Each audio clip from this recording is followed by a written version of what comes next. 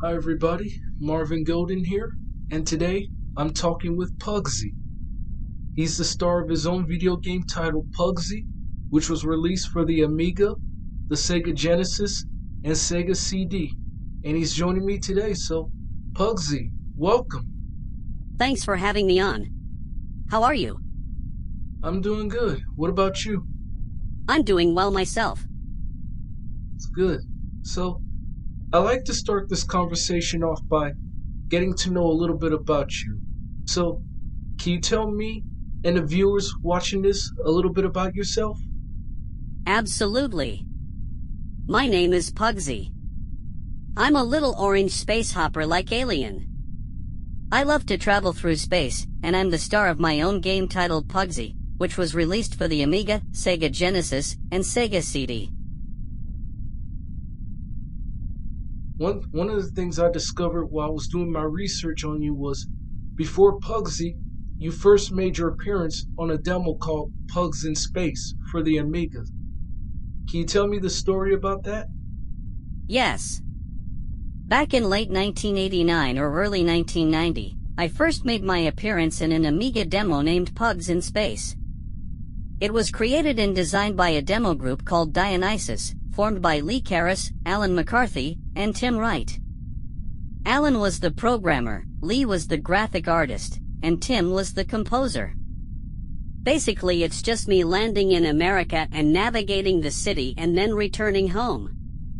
The three men created this demo in hopes of making a full video game about it, but it never came to fruition, and I'll explain why. One day, Tim, Lee, and Alan went to a computer show in London, England to meet with video game companies in hope of getting a deal to create the game.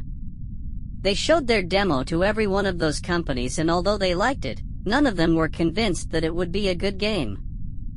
Feeling disheartened, the three men were about to leave and scrap plans until they somehow got to meet with the people at Psygnosis, which was at the very last minute. They showed them the demo and they loved it. One in particular was Ian Hetherington, who was the director at that time. He was so impressed that he signed Alan, Tim, and Lee on the spot. The company asked the three men to develop a game based around me. The problem was they didn't make the progress needed early on, and the project was handed off to another company called Traveler's Tales, which they agreed to make a game about me. This time with John Burton being the developer, Andy Ingram being the artist, and Matt Furness being the composer only for the Sega Genesis and Sega CD versions. The only thing they changed was my color. Instead of keeping me red, they made me orange to prevent the consoles from color bleeding. Other than that, it was off to the races. Now moving on to Puggsy. I, like a lot of people, have never played this game or have never heard of this game, and maybe some point in the future I will. So for me and anybody else that's never played this game or has never heard of it, can you give us a description of what the game is about? So the game begins with me flying through space back to my home when suddenly I get ambushed by space pirates.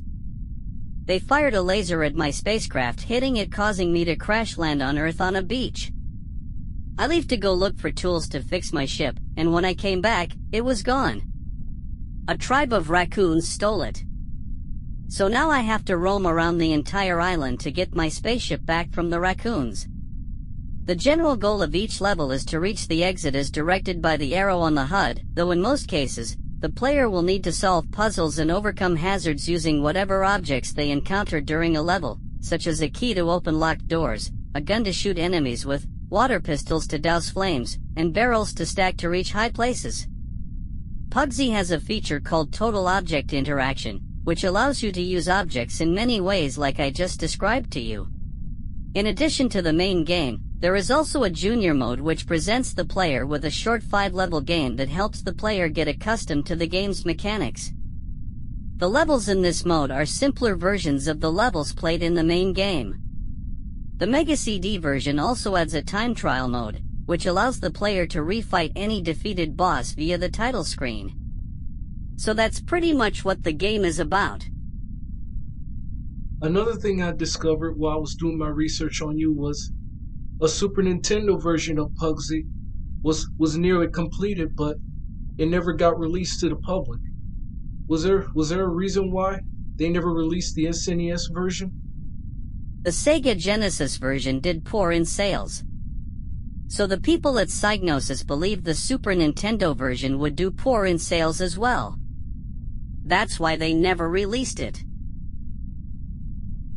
Now during the end credits of Puggsy, there was a message that said Puggsy 2 coming soon. But of course, there has never been any mention of it since. But let's say someone at Traveler's Tales decided, you know what? We should make another game about Puggsy. Would you be up for it? Yes. I would be up for it. But I doubt that the people at Traveler's Tales would be up for it. Even though they still hold the license to Puggsy, they have moved on to bigger and better things. Which is fine by me. And my last two questions to wrap this up. What is Puggsy up to now these days? Well, ever since the release of my game, I have retired from the video game industry. I've just been living life and traveling in space. That's all I've been doing for the last 32 years. And what would you like to say to the video gamers out there that played and enjoyed Puggsy? Simple. Thank you all for playing and enjoying my game. Well, Puggsy, I want to thank you for stopping by and having a conversation with me. You enjoy the rest of your day. Alrighty. You too. And I want to thank all of you out there for watching this video. If you enjoyed it, leave your like and your comments. This is Marvin Golden. Catch you all in the next video.